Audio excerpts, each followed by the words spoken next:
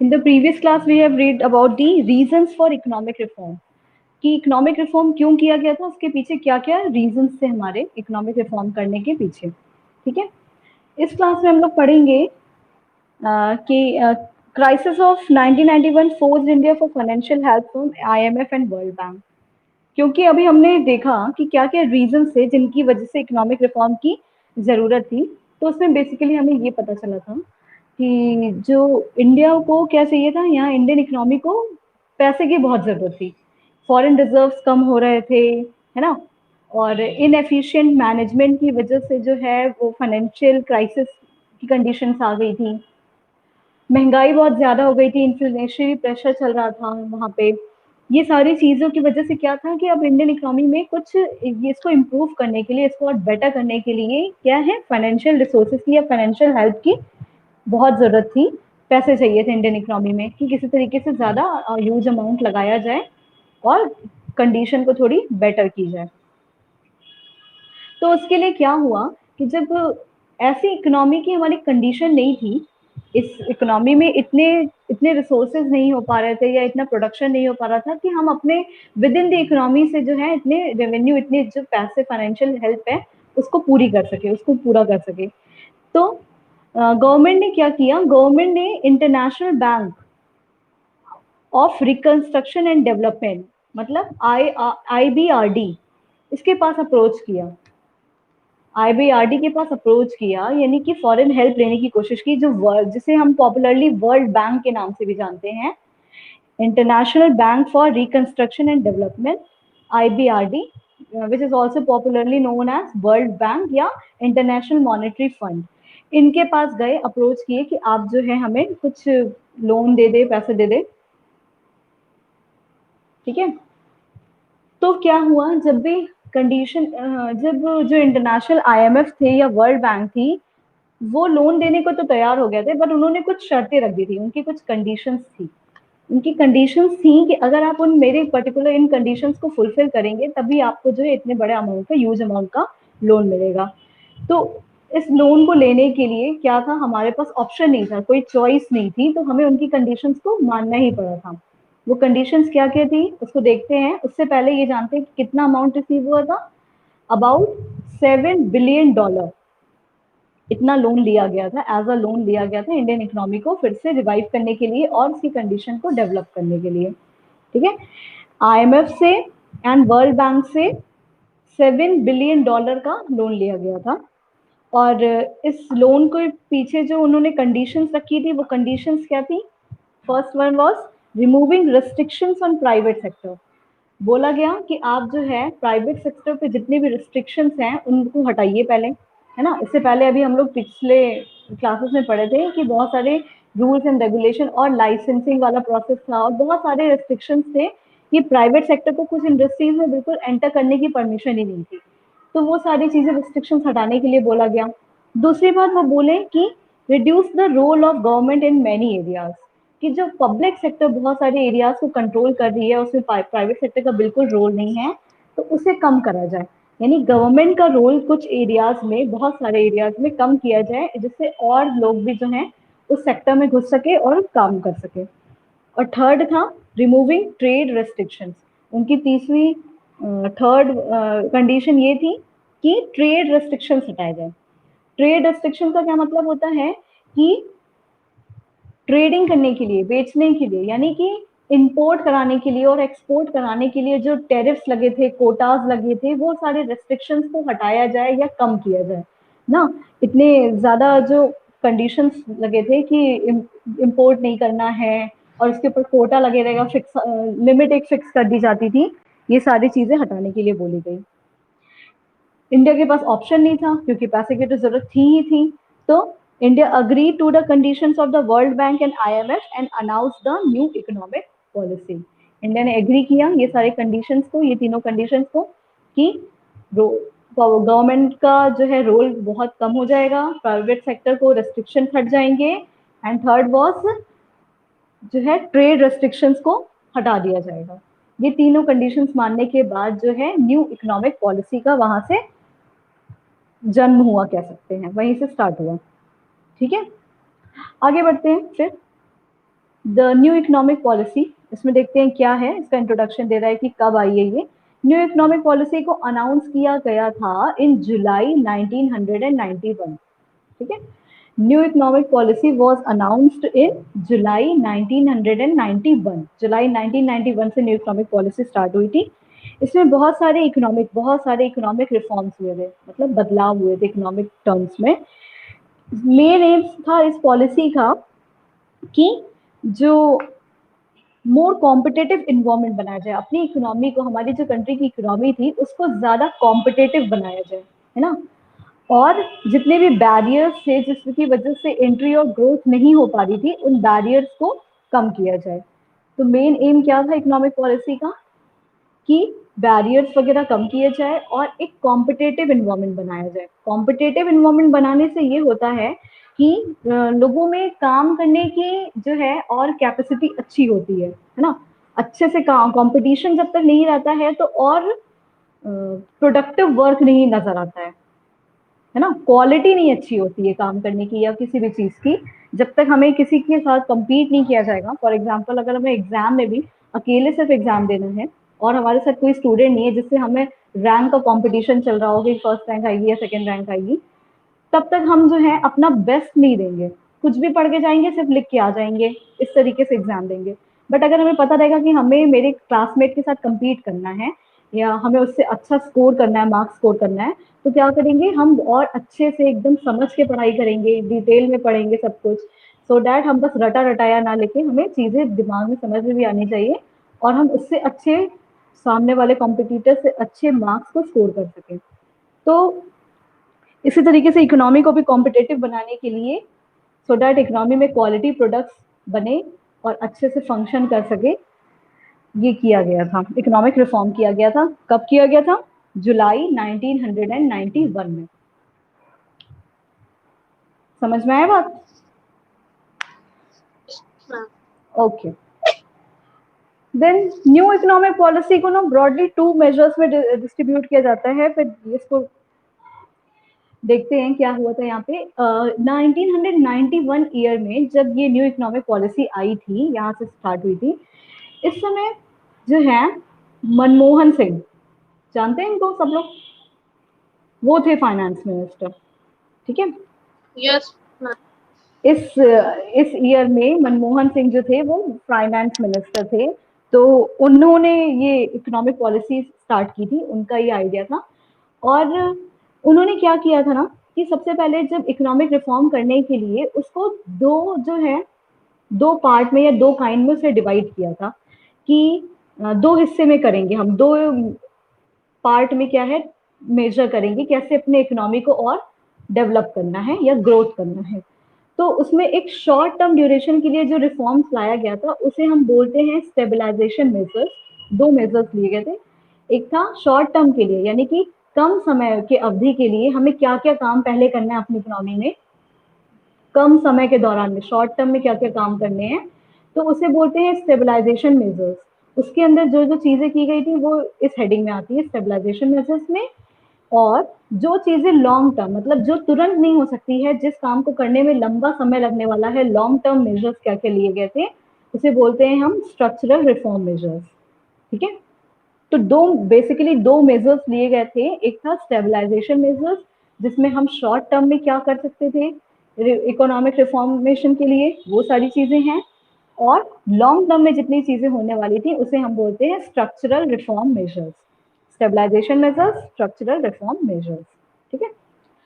Stabilization measures में क्या हुआ था कि these reforms these refers to short term measures which aim at, इसमें जो शॉर्ट टर्म मेजर्स हैं, शॉर्ट टर्म इसलिए क्योंकि ये स्टेबलाइजेशन सिर्फ शॉर्ट ड्यूरेशन के लिए किन चीजों को हम कर सकते थे तुरंत शॉर्ट ड्यूरेशन में, उनके लिए यूज किया गया। सबसे पहला उन्होंने सोचा कि सबसे पहले हम क्या करें, अपने जो वीकनेस है बीओपी में हमारे, यानी बैलेंस ऑफ पेमेंट अकाउंट में जो वीकनेस थी, क्योंकि हमने रीजंस में पढ़ा था कि डेफिसिट में चल रहा था हमारा बीओपी अकाउंट, कैसे चल रहा था, डेफिसिट में चल रहा था, इम्पोर्ट बहुत ज्यादा होता था और एक्सपोर्ट बहुत ही कम होता था। तो उसको करेक्ट करने का सोचा गया था कि सबसे पहले क्या करेंगे हम शॉर्ट टर्म में कि अपने डेफिसिट बीओपी अकाउंट को करेक्ट करेंगे। कैसे? Bye maintaining sufficient foreign exchange reserve, कि सफिशिएंट फॉरेन एक्सचेंज रिजर्व बना के, है ना। फॉरेन एक्सचेंज रिजर्व का हमने देखा था कि फॉल भी होने लगा था, यानी कम पड़ गया था। 2 हफ्तों से ज्यादा यूज करने के लिए फॉरेन एक्सचेंज हमारी कंट्री में बचा भी नहीं था। तो सबसे पहला मेजर ये लिया गया कि बीओपी को करेक्ट करने का सोचा गया, ठीक है। और इसको करेक्ट करने के लिए ना क्या कर सकते हैं, अगर हमें अपने इंपोर्ट को कम करना है, एक्सपोर्ट को बढ़ाना है, उसके लिए हम अपनी करेंसी को डीवैल्यू कर सकते हैं। बात समझ में आई। एक्सपोर्ट इंक्रीज करने के लिए कंट्री में और इंपोर्ट को कम करने के लिए क्या किया जाता है, करेंसी को, हमारी जो कंट्री की करेंसी रहेगी नेशनल करेंसी, उसे डीवैल्यू किया जाता है। डीवैल्यू करने का मतलब है कि हमारी करेंसी का रेट फॉरेन करेंसी के कंपैरिजन में कम वैल्यू का हो जाना, है ना। इसको बहुत डिटेल में हम लोग मैक्रो चैप्टर में भी पढ़ने वाले हैं। तो बस ये समझ लो कि करेंसी को डीवैल्यू करके क्या किया जाता था, बीओपी को जो है वो करेक्ट किया गया था, यानी एक्सपोर्ट बढ़ाया गया था और इंपोर्ट को कम किया गया था, ठीक है। Yes ma'am. उसके बाद सेकंड बोल रहा है, सेकंड क्या किया गया था, controlling inflation by keeping the rising price under control, है ना। इन्फ्लेशन की कंडीशन क्या हो रही थी कि जो है डिमांड बहुत ज्यादा हो रही थी, सप्लाई उतनी नहीं हो पा रही थी, इसकी वजह से प्राइसेस हर चीजों की बहुत ज्यादा बढ़ने लगी थी। तो गवर्नमेंट ने क्या किया, प्राइस को कंट्रोल करना शुरू किया, जो गुड्स थे, जो एसेंशियल गुड्स थे, जो भी थे, उनके प्राइसेस को कंट्रोल करना शुरू किया, जिससे क्या हुआ, इन्फ्लेशन भी कंट्रोल में आने लगा।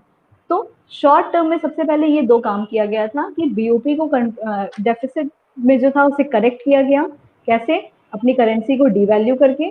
दूसरा बात कि अपने इन्फ्लेशन को प्राइसेस कंट्रोल करके इन्फ्लेशन कंट्रोल किया गया था। ये 2 चीजें की गई थी। ये था स्टेबलाइजेशन मेजर्स। फिर है structural reform measures. Long term में मेजर्स क्या लिए गए थे, improving the efficiency of the economy. Long term में अगर हमें पूरी इकोनॉमी की एफिशिएंसी इम्प्रूव करनी है तो ये कोई बहुत कम समय में नहीं किया जा सकता है ना। इतने लंबे टाइम से इकोनॉमी की कंडीशन, क्योंकि 200 साल तक तो ब्रिटिशर्स ने खराब कर दी, उसके बाद स्टार्टिंग के 40 इयर्स में जो थोड़ी बहुत ठीक करने की कोशिश की गई, अभी भी पूरी तरीके से मेंटेन नहीं हो पाई थी। तो एक अचानक से ही जो इकोनॉमी एकदम ठीक नहीं हो सकती, एफिशिएंट नहीं बन सकता है। तो इसीलिए लॉन्ग टर्म मेजर में सबसे पहले ये सोचा गया कि हम अपनी पूरी इकोनॉमी को एफिशिएंट बनाएंगे, है ना। फर्स्ट पहला एम ये था। और दूसरा क्या था, इंक्रीजिंग इंटरनेशनल कॉम्पिटिटिवनेस। और अपनी इकोनॉमी में हम इंटरनेशनल कॉम्पिटिटिवनेस भी लेके आएंगे, यानी कि हम अब अपने क्वालिटी प्रोडक्ट्स बनाने पे फोकस करेंगे। हम ऐसे गुड्स बनाएंगे, हम ऐसे प्रोडक्शन करेंगे, हम ऐसे फंक्शन करेंगे अपनी इकोनॉमी में कि हम ग्लोबल मार्केट में भी कम्पीट कर सकें। ग्लोबल मार्केट में मतलब पूरे वर्ल्ड के मार्केट में हमने कम्पीट करने के लिए अपने आप को केपेबल बनाना था। मेन मोटिव ये था, ठीक है। कम्पीट करने के लिए केपेबल तभी बनता है जब हमारे पास क्वालिटी प्रोडक्ट्स होते हैं, या हमारी एफिशिएंसी बढ़ती है ना, हमारे काम में इम्प्रूवमेंट होता है। तो ये सारी चीजें तभी हो सकती थी, और ये लॉन्ग टर्म मेजर्स थे। मतलब लंबे समय में मेरा मेन एम ये था कि अपनी इकोनॉमी को इम्प्रूव करना, उसकी एफिशिएंसी और इंटरनेशनल कॉम्पिटिटिवनेस को इम्प्रूव करना, इंक्रीज करना, बढ़ाना। ये बात समझ में आई। Yes ma'am. ओके। फिर आगे बोल रहा है कि क्या थे मेन पॉलिसीज, थी क्या economic policy main, new economic policy की मेन पॉलिसीज थी क्या, हुआ कैसे इकोनॉमिक पॉलिसी को, इसको न्यू क्यों बोला गया, क्या इनमें चेंजेस आए, ठीक है। तो बोल रहा है कि द गवर्नमेंट, देखो, बोल रहा है the government initiated a variety of policies which fall under the 3 heads. Main 3 heads थी, मेन ये 3 हेडिंग थी जिनके अंडर जो है चेंजेस आए थे, है ना, पॉलिसी आई थी। यही पॉलिसी ये 3 चीजों को लेके आया गया था। इसको अब हम एक एक करके डिटेल में हम लोग पढ़ेंगे। तो क्या क्या चीजें हुई थी, सबसे पहली बात कि liberalisation, second one is privatisation, and third one is globalisation. I think ये हम लोग 10th क्लास में या इससे पहले कभी पढ़े हुए हैं, 10th में ही पढ़ेंगे मे बी। किसी को पता है ये क्या होता है, एलपीजी, लिबरलाइजेशन, प्राइवेटाइजेशन और ग्लोबलाइजेशन का मीनिंग?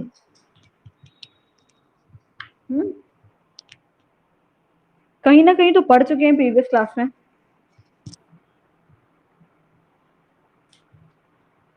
कोई बता सकता है?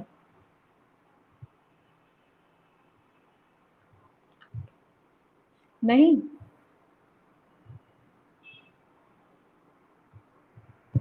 कोई नहीं बता सकता।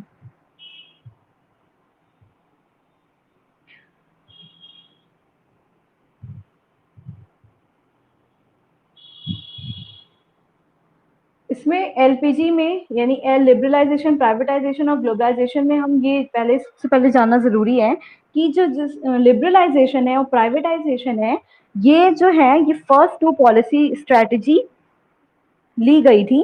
इन दोनों की वजह से इन दोनों का आउटकम होता है, मतलब इन दोनों के कारण ही ग्लोबलाइजेशन की कंडीशन भी आई थी। यानी कि लिबरलाइजेशन और प्राइवेटाइजेशन जब इम्प्लीमेंट किया गया कंट्री में, तो उन इन दोनों का एल और पी का आउटकम होता है ग्लोबलाइजेशन, है ना। ये बात समझने के लिए अभी हम तीनों को डिटेल में हम लोग पढ़ते हैं तो पता चलेगा कि कैसे था। देखो, लिबरलाइजेशन में बता रहा है कि लिबरलाइजेशन होता क्या है।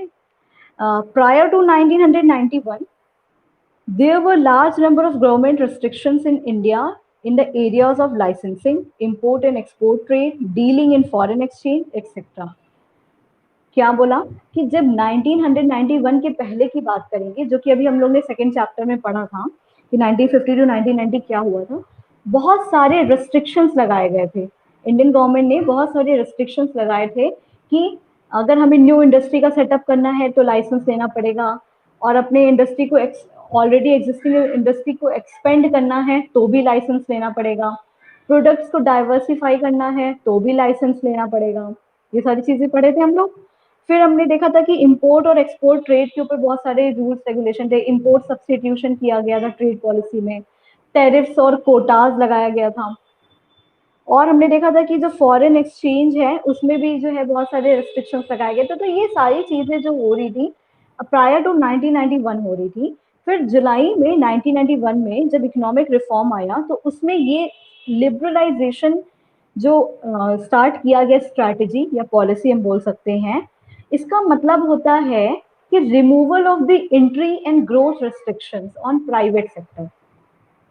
लिबरलाइजेशन का मतलब क्या होता है, जो भी हम रिस्ट्रिक्शंस यानी कि शर्तें लगाए हैं या कंडीशंस लगाए हैं किनके ऊपर, प्राइवेट सेक्टर के ऊपर, उसको हटाना। बात समझ में आई? Liberalisation means removal of the entry and growth restrictions on the private sector. मतलब प्राइवेट सेक्टर के ऊपर से जितने भी रिस्ट्रिक्शंस लगे हुए थे, यानी कि उनको जितनी चीजों की कंडीशन थी, लाइसेंस वाली प्रॉब्लम हो गई या टैक्स वाली हो गई, टैरिफ हो गया, कोटा हो गया, ये सारी चीजों को रिमूव करना, हटा देना, इसी को बोलते हैं क्या, लिबरलाइजेशन। बात समझ में आया लिबरलाइजेशन क्या होता है?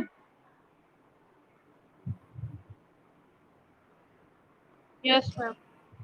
लिबरलाइजेशन का मतलब है कि इसमें ये होती है कि deregulation and reduction of government control, यानी कि सरकार का जो गवर्नमेंट बहुत सारी चीजों पे जिन पे अपना कंट्रोल चला रही थी, जिन पे सिर्फ गवर्नमेंट का कंट्रोल चल रहा था, उन चीजों को कम करना या उनको बिल्कुल पूरी तरीके से हटा देना, रिमूव कर देना। ठीक है, गवर्नमेंट के रेगुलेशंस, रेस्ट्रिक्शंस को रिड्यूस करना, या जो भी प्राइवेट सेक्टर के ऊपर रेस्ट्रिक्शंस लगे हुए थे, नियम कानून लगे हुए थे और उनको प्रतिबंध लगाया गया था कि नहीं, आप इस इंडस्ट्री में प्राइवेट सेक्टर का नहीं आ सकता है, ये पर्टिकुलर टाइप की इंडस्ट्री में प्राइवेट सेक्टर अपना रोल नहीं प्ले कर सकता है। तो ये सारी चीजों को हटाना ही, रिमूवल करना ही कहते हैं क्या, लिबरलाइजेशन को। ठीक है, तो ऑब्जेक्टिव क्या था लिबरलाइजेशन करने के पीछे, हमारा मोटिव क्या था, क्यों लिबरलाइजेशन किया गया था, क्यों रिमूव किए गए थे ये सारे रेस्ट्रिक्शंस को? To encourage private sector and MNC, MNC मतलब मल्टीनेशनल कंपनी, प्राइवेट सेक्टर को और मल्टीनेशनल कंपनीज को इंकरेज करने के लिए। मतलब अब हम अगर अपने रूल्स एंड रेगुलेशन हटा देंगे या कम कर देंगे, उनका रिडक्शन कर देंगे, तो क्या होगा, प्राइवेट सेक्टर भी अट्रैक्ट होंगी कि चलो क्यों ना प्रॉफिट कमाने के लिए हम भी इस इंडस्ट्री में घुसते हैं, वहां पे इंडस्ट्री सेटअप करते हैं और अच्छा काम करते हैं और प्रॉफिट अर्न करते हैं। तो जब तक उनके ऊपर रिस्ट्रिक्शन लगा था तब तक तो वो वहां पे नहीं जाना चाहते थे, वहां जाके वर्क नहीं करना चाहते थे। लेकिन रिस्ट्रिक्शन हटाने से क्या हो गया, उनको इंकरेजमेंट मिलने लगा प्राइवेट सेक्टर और मल्टीनेशनल कंपनीज को। Second, to introduce much more competition into economy. जब तक जो है बहुत सारे लोग जो हैं किसी इंडस्ट्री में नहीं आएंगे तब तक वहां पे कंपटीशन नहीं स्टार्ट होगा, है ना। फॉर एग्जांपल अगर हम अपनी क्लास वाली बात हो रही थी, जैसे कि जब तक ज्यादा बच्चे जो हैं हमारे साथ compete करने के लिए नहीं रहेंगे, तभी ना हमारे में ये डर हो सकता है कि कहीं हमारी रैंक जो है वो फर्स्ट ना आके सेकंड ना आ जाए, थर्ड ना आ जाए, फिफ्थ ना आ जाए। अगर ज्यादा बच्चे नहीं रहेंगे तब तक हमें ये डर ही नहीं रहेगा कि हमारी रैंक जो है बहुत पीछे भी जा सकती है एग्जाम में। तो उसी तरीके से इकोनॉमी में भी जो है कम्पीट करने के लिए, आपस में कंपटीशन करने के लिए और अपनी क्वालिटी को इम्प्रूव करने के लिए भी जो है ये सारे रेस्ट्रिक्शंस हटाने बहुत जरूरी हो गए थे, जिससे इकोनॉमी कॉम्पिटेटिव बने, और कॉम्पिटेटिव बन के क्या कर पाएगी, ग्रोथ एंड डेवलपमेंट कर पाएगी। ठीक है। थर्ड पॉइंट ये था, to create incentive for increasing efficiency of operations. ये भी एक ऑब्जेक्टिव रखा गया था, अगर ऑपरेशंस, अगर जो इंडस्ट्रीज हैं या प्राइवेट सेक्टर हैं, अगर वो अपनी एफिशिएंसी इंक्रीज करती हैं कुछ काम करने में, कोई भी ऑपरेशन वर्क करने में, तो उनको इंसेंटिव्स वगैरह भी प्रोवाइड की जाए, उनको कुछ उनका बेनिफिट भी दिया जाए, है ना। तो ये सारी चीजें जो थी लिबरलाइजेशन की ऑब्जेक्टिव्स थी, क्यों लिबरलाइजेशन जरूरी था, है। और लिबरलाइजेशन रेस्ट्रिक्शंस हटाना इंडियन गवर्नमेंट के लिए, इंडियन इकोनॉमी के लिए एक कंपलसरी भी था, क्योंकि आईएमएफ का और वर्ल्ड बैंक की कंडीशन ही यही थी कि जब तक आप रेस्ट्रिक्शंस नहीं हटाएंगे प्राइवेट सेक्टर के ऊपर से, गवर्नमेंट का रोल कम नहीं करेंगे, तब तक जो है उनको जो है वो लोन का अमाउंट नहीं प्रोवाइड किया जाएगा। ठीक है। फिर उसके बाद बोल रहा है कि the economic reform taken by the government under liberalisation include the following. जो इकोनॉमिक रिफॉर्म किया गया था लिबरलाइजेशन में, उसमें क्या क्या चीजें की गई थी, ये इंक्लूड है। इंडस्ट्रियल सेक्टर रिफॉर्म किया गया था, जिनके बारे में अभी हम सब इंडिविजुअली एक एक करके पढ़ने वाले हैं कि इकोनॉमिक रिफॉर्म के अंदर गवर्नमेंट ने जो लिबरलाइजेशन में किया है, क्या क्या चीज में की है, कैसे कैसे जो है रिस्ट्रिक्शन हटाए हैं, कहाँ कहाँ। इंडस्ट्रियल सेक्टर का रिफॉर्म हुआ है, फाइनेंशियल सेक्टर रिफॉर्म हुआ है, टैक्स रिफॉर्म हुआ है, फॉरेन एक्सचेंज रिफॉर्म हुआ है, और trade and investment policy reform हुआ है। तो बेसिकली लिबरलाइजेशन के अंदर ये 5 जो सेक्टर्स हैं अलग अलग, उनके में कैसे कैसे क्या क्या रिफॉर्म हुआ है, इन चीजों को हमें डिटेल में स्टडी करना है under the section, under the subject liberalisation. ठीक है। इंडस्ट्रियल सेक्टर रिफॉर्म में क्या क्या चीजें हुई, किस तरीके से इंडस्ट्रियल सेक्टर में चेंजेस लाए गए, फाइनेंशियल सेक्टर में कैसे लाए गए, फिर टैक्स रिफॉर्म कैसे किया गया, टैक्सेस में क्या चेंज लाए गए, पहले जो है हैवी टैक्सेस और टैरिफ लगाया गया था उसमें कैसे बदलाव लाया गया, फॉरेन एक्सचेंज रिफॉर्म क्या हुआ, फॉरेन एक्सचेंज यानी कंट्री की करेंसी को लेके किस तरीके के चेंजेस लाए गए थे, और ट्रेड और इन्वेस्टमेंट में कौन कौन इन्वेस्ट कर सकता है, कौन नहीं कर सकता है, कितने अमाउंट कर सकते हैं कितने लोग, ये सारी चीजें इसमें क्या क्या चेंजेस लाए गए, ये एक एक करके हमें डिटेल में पढ़ना है इसमें। इंडस्ट्रियल सेक्टर रिफॉर्म जो है हम लोग कल स्टार्ट करेंगे। अभी ये बताऊं कि इतना जो हमने पढ़ा उसमें कोई प्रॉब्लम है किसी को?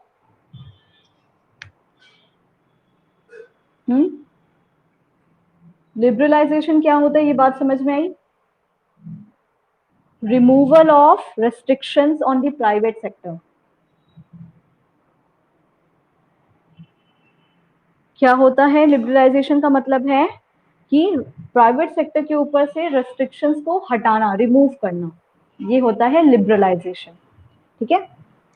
ईयर 1991 जुलाई में न्यू इकोनॉमिक पॉलिसी आई थी, का अनाउंसमेंट हुआ था। कब अनाउंस हुआ था न्यू इकोनॉमिक पॉलिसी का? 1991 जुलाई, in the month of July. ठीक है। उस टाइम पे हमारे कंट्री के फाइनेंस मिनिस्टर कौन थे? डॉक्टर मनमोहन सिंह। ये सारे क्वेश्चन इंपॉर्टेंट है 1 मार्क्स के क्वेश्चन के लिए। और लिबरलाइजेशन के बारे में अगर ब्रीफली एक्सप्लेन करने को पूछता है क्वेश्चन, तो हम उसको एक्सप्लेन बताएंगे कि उसमें क्या क्या चीजें हुई थी, किन चीजों पे पहले रेस्ट्रिक्शन लगा गया था 1991 के पहले, फिर 1991 के बाद क्या किया गया, क्या होता है लिबरलाइजेशन, उसकी डेफिनेशन और उसके ऑब्जेक्टिव्स लिख के बताएंगे। ठीक है, अगर सिर्फ लिबरलाइजेशन के ऊपर एक्सप्लेन करके पूछता है तो हम उसके बारे में बताएंगे, उसकी डेफिनेशन बताएंगे एंड उसके ऑब्जेक्टिव्स बताएंगे। ये जो 3 पॉइंट्स हमने ऑब्जेक्टिव्स में पढ़े हैं।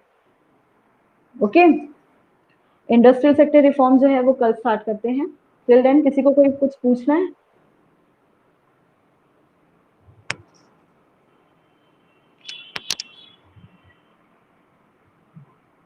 ठीक है, फिर क्लास ओवर करते हैं।